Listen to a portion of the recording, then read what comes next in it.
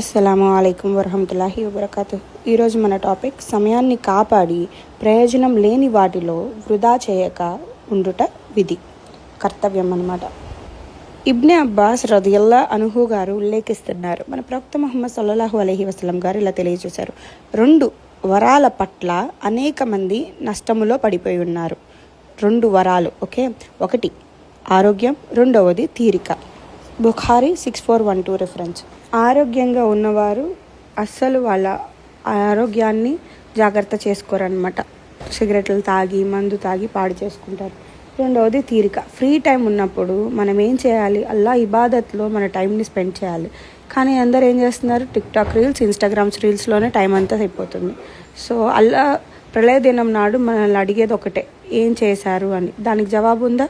ఉంటే కమెంట్ చేయండి. అమ్మ ఆయిషా రదియల్లా అన్హు గారి కథనం ప్రకారం రంజాన్ చివరి 10 రోజులు రాగానే మన ప్రవక్త ముహమ్మద్ సల్లల్లాహు అలైహి వసల్లం గారు జాగరణ చేసి సతీమణులని మేల్కొలిపి నడుము బిగించేవారు. అనగా ఇంకొకలాగా ఆలోచించద్దు, అనగా ఇతోధికంగా ఆరాధనలో నిమగ్నులయ్యేవారు. బుఖారీ 2024, ముస్లిం 1174. దీని వివరణ చూసుకో. ఈ హదీసు రంజాన్ చివరి 10 రోజుల ప్రార్థన, జికిర్ మరియు ఖురాన్ పఠనం వంటి ఆరాధనల కారణంగా మిగతా వాటి కంటే భిన్నంగా ఉన్నాయని సూచిస్తుంది. ఆయిషా రదియల్లా అన్హు గారు మనకి ఇలా తెలియజేస్తున్నారు, రాత్రిపూట మేల్కొని ఉండుట అంటే అతను ఆరాధనలు చేస్తూ మేల్కొని ఉంటారు అని. తద్వారా తనను తాను ఉత్తేజపరుచుకుంటాడు, ఎందుకంటే నిద్ర మరణంతో సమానం. దీని అర్థం ఏమిటంటే అతను రాత్రంతా కియామం అనగా ప్రార్థనలో మరియు లోకాల ప్రభువును ఆరాధించడంలో గడుపుతాడు. మరియు అతని కుటుంబాన్ని మేల్కొల్పడం అంటే అతని భార్యలు అనగా మన ఆరాధన సమయాలను సద్వినియోగం చేసుకోవడం ఆయనతో చేరతారు. మరియు కష్టపడండి అంటే ఆరాధనలో కష్టపడి తన భార్యల నుండి దూరంగా ఉండటాన్ని సూచిస్తుందని కూడా చెప్పబడింది. ఇది సందర్భాన్ని బట్టి మరియు అనస్ రదియల్లా అన్హు గారి హదీసు కారణంగా ఇలా తెలియజేయబడింది.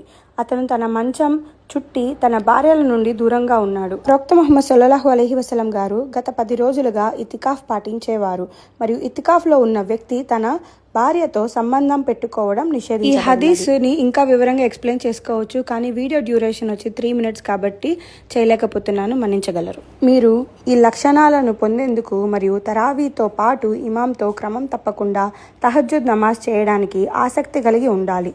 తద్వారా ఈ చివరి 10 రోజులు మీ ప్రయత్నాలను పెంచుకోండి మరియు మొదట 20 రోజులలో కంటే ఎక్కువగా చేయండి. తద్వారా మీరు మీ రాత్రులను ప్రార్థనలో నింపవచ్చు. అల్లాహ్ను పాటించడంలో మరియు ఆరాధించడంలో మీరు సహనంతో మిమ్మల్ని అలంకరించుకోవాలి, ఎందుకంటే తహజ్జుద్ ప్రార్థన కష్టం, కానీ దాని పుణ్యఫలం చాలా గొప్పది. అల్లాహ్